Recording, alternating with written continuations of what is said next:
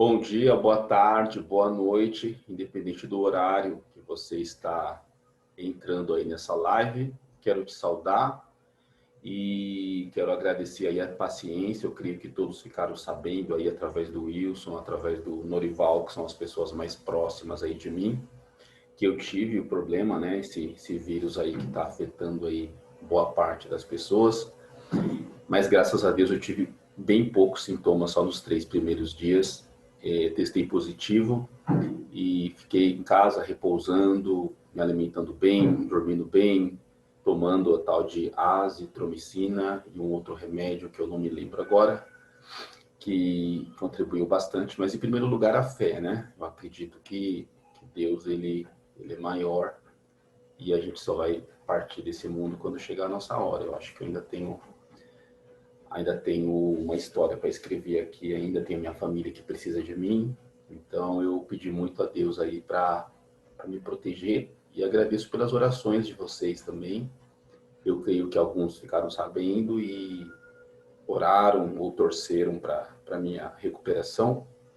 Eu estou com um pouco de tosse, mas eu estou 99%. Então eu decidi voltar às gravações.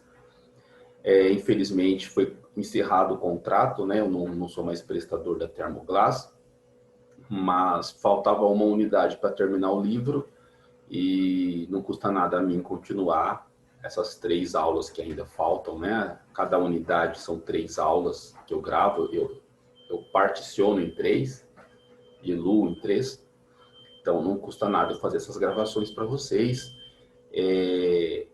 Em gratidão, não em gratidão, em gratidão por esses 3 anos aí. O mês que vem completaria 3 anos com vocês. Então foi um tempo, passou rápido, né? 3 anos, meu Deus.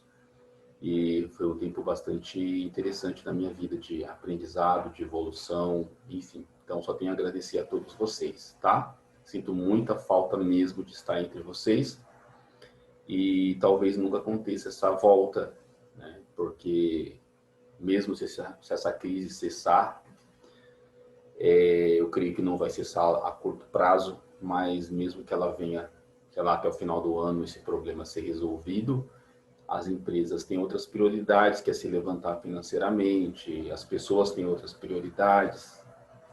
Então, imagino eu que não é possível voltar a curto prazo, nem a médio prazo, quem sabe um dia, né? Daqui a alguns anos, tudo. Mas a curto e médio prazo, eu acho que não está na agenda da diretoria voltar a falar comigo a respeito de aulas. Então, é possível que a gente não volte a se ver jamais.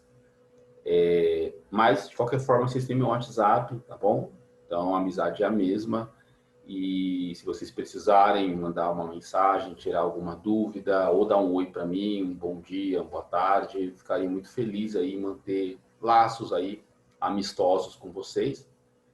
Eu lembro de cada um de vocês, assim, como quase como filhos, assim, sabe? Aquela coisa gostosa mesmo, aquele carinho de mestre para discípulos, né? Que é muito legal, a gente conversava bastante. E a memória que eu vou ter de vocês é a melhor possível, tá bom? Eu vou gravar uma aula bem curta, para não ficar maçante. Eu percebi que as aulas com mais de 12 minutos, mais de 15 minutos não eram assistidas, e aquelas de 7, 8 minutos tinham o dobro de visualizações. Então eu percebo que para vocês também é difícil parar tudo e ficar 15 minutos na frente do computador. Parece pouco, mas acaba sendo bastante quando você tem outras coisas, enfim. Ok, sem delongas, então vamos lá. Unidade 16, vamos começar já no Grammar Focus. Essa primeira aula é gramatical. O Grammar Focus número 3, tá? O exercício 3, que é o Grammar Focus, que ele vai estar lá na página 107. Então, vamos lá. Unidade 16, página 107, Grammar Focus 3. Reported Speech Requests. Então, são perguntas, são demandas que você faz usando o Reporter Speech, que seria o discurso indireto, tá bom? Então, Original Request, a pessoa, lado esquerdo, a pessoa fala: Bring a dictionary tomorrow. Traga um dicionário amanhã. Como fica o Reported Request? He said to bring a dictionary tomorrow. Ele disse para trazer um dicionário amanhã. Lado esquerdo. Don't stay out past night. Não vamos para a direita, né? Falando ainda do dicionário. He told me, segunda frase do lado direito. He told me to bring a dictionary tomorrow. Ele me disse para trazer um dicionário amanhã. Certo? Primeira frase do lado direito. He said to bring a dictionary tomorrow. Ele disse para trazer um dicionário amanhã. Segunda frase. He told me to bring a dictionary tomorrow. Ele disse-me para trazer um dicionário amanhã. Reporter speech é quando não é você que falou alguma coisa. O chefe falou para você não chegar mais atrasado. O prefeito falou para os comércios voltarem a abrir. Quem dera, né? Será que o glúteo é macho? Tem colhão para isso? Acho que não, infelizmente. Minha mãe disse para você se alimentar melhor. Então, você está reproduzindo o pedido, a ordem, ou solicitação, ou conselho de um terceiro. É só isso. Em português, a gente faz isso bastante também. O único detalhe é que na segunda frase, por exemplo, he told me, ele disse-me. Em inglês, o me vai ser sempre após o verbo e não antes, como a gente faz em português. Ele me disse, ele te falou, ele lhe absolveu, o juiz lhe absolveu na Suprema Corte, sei lá. Sempre, né, o pronome reflexivo vem antes do verbo, embora a língua portuguesa, a estrutura portuguesa admita o contrário, mas a gente faz antes. Em inglês é sempre depois, até porque em inglês não existe pronome reflexivo, tá bom? He told me to bring. Lado esquerdo, segundo exemplo. Don't stay out past midnight. Não fique acordado, não fique de pé, não fique fora da cama após a meia-noite. Como ficaria no discurso indireto? She said not to stay out past midnight. Ela disse para não ficar acordado, não ficar fora da cama depois da meia-noite. Não ficar na rua, né? Out, desculpa. Out tem a ver com stay out, não é ficar de pé. E ficar acordado, é ficar fora de casa, tá? Ela disse para não ficar na rua, como a gente fala em português, né? Ficar na rua. Ela disse para não ficar na rua após a meia-noite. Próxima. She told me not to stay out past night. Ela me disse para não ficar na rua após a meia-noite. Olha o me aparecendo ali, ó. She told me, tá? Então o me vai depois do told e não antes, como a gente faria em português. Tem mais uma. Can you play your music more quietly?